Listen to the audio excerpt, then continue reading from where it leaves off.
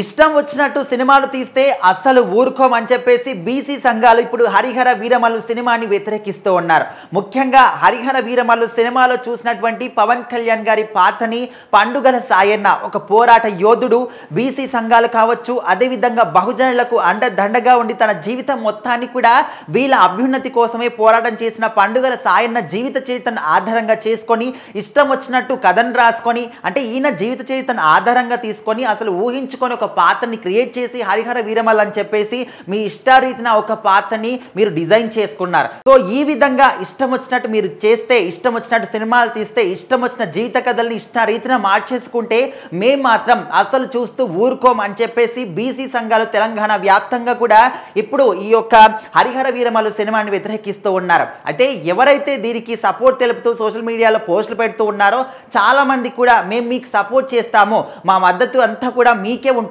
ఖచ్చితంగా మీరు రైటే చేస్తున్నారు, ఖచ్చితంగా ఈ పోరాటం సరైందే, మన ఒక బీసీ మైనార్టీలకు కానీ తన జీవితం మొత్తాన్ని కూడా ధారపోసి మన అభ్యున్నతి కోసం పోరాటం చేసినటువంటి వ్యక్తి, పోరాట యోధుడు పండుగల సాయన్న జీవిత చరిత్రను ఆధారంగా చేసుకొని ఈ విధంగా ఒక పాత్రని క్రియేట్ చేసుకొని హరిహర వీరమల్లని పేరు పెట్టి మీ ఇష్టం వచ్చినట్టు ఆ పాత్రను ఊహించుకొని ఏదో ఒక విధంగా మా ఒక పండుగల సాయన్న జీవిత చరిత్రని మీరు భ్రష్టు పట్టిస్తున్నారు అని చెప్పేసి ఇప్పుడు బీసీ సంఘాలందరూ కూడా ఆగ్రహం వ్యక్తం చేస్తూ ఉన్నారు. ఎందుకంటే ఇప్పుడు ఒక వ్యక్తి జీవిత కథను తీసుకుంటే ఖచ్చితంగా ఆయన జీవితంలో ఏం జరిగింది, ఆయన ఎక్కడ పుట్టాడు దగ్గర నుంచి ఎప్పుడు ఏ విధంగా చనిపోయాడు దగ్గరకి ప్రతి ఒక్క విషయాన్ని కూడా అందులో ఖచ్చితంగా చూపించాల్సి ఉంటుంది. సో దానికి ఫర్ ఎగ్జాంపుల్గా రీసెంట్గా వచ్చిన చావా సినిమాని చూసుకుంటే ఛత్రపతి సంభాజీ మహారాజ్ జీవిత చరిత్రని కళ్ళకు కట్టినట్టు అద్దంలాగా మనకు చూపించడం జరిగింది. సో అందులో కూడా కొంతమంది వాళ్ళ కుటుంబ సభ్యులు కావచ్చు, కొంతమంది కూడా ఇది చిన్న పాయింట్స్ కూడా కరెక్ట్గా లేవని చెప్పేసి వాళ్ళు కూడా అభ్యంతరాలు తెలిపారు.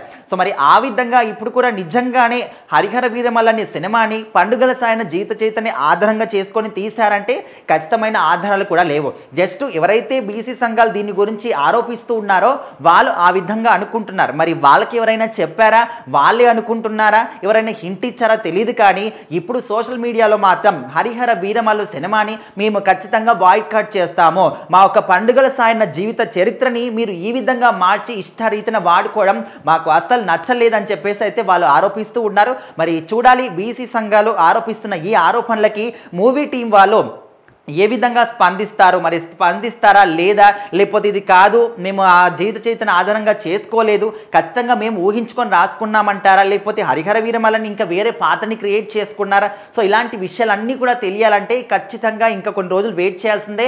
మరి జూలై 24th అయితే హరిహర వీరమల్లు సినిమా వరల్డ్ వైడ్గా అంటే చాలా గ్రాండ్గా for the first time Pawan Kalyan గారి పాన్ ఇండియా సినిమా రాబోతుంది. మరి ఈ సినిమా వస్తుందనే ఒక సంతోషం, మళ్ళీ కొంతమంది బీసీ సంఘాలు ఈ విధంగా వ్యతిరేకిస్తున్నారనే ఒక బ్యాడ్ న్యూస్, మరి రెండింటి మధ్యలో సినిమా ఏ విధంగా ఇలాంటి మలుపులు తిరుగుతుందో ఖచ్చితంగా వెయిట్ చేసి చూడాలి.